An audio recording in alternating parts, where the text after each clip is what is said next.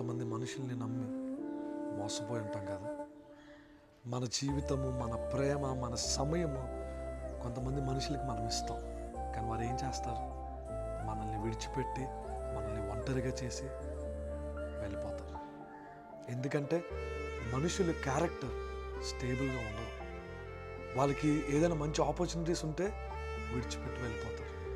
కానీ ఒక క్యారెక్టర్, ఎన్నటికి మారని క్యారెక్టర్ ఒకటి ఉంది బైబిల్లో. హెబ్రీయులకు రాసిన పత్రిక 13వ అధ్యాయం 8వ వచనంలో యేసుక్రీస్తు వారు నిన్న నేడు నిరంతరము ఏకరీతిగా ఉన్నారంట. ఆయన యుగ యుగముల వరకు ఒకే రీతిగా ఉన్నారంట. యేసుక్రీస్తు వారి క్యారెక్టర్ ఎన్నటికీ మారదు. ఒకవేళ నేను ఎవరైనా మోసం చేస్తుంటే నీ జీవితాన్ని యేసుక్రీస్తు వారికి, ఆయన ఎప్పుడు ఒకేలాగా ఉంటారు.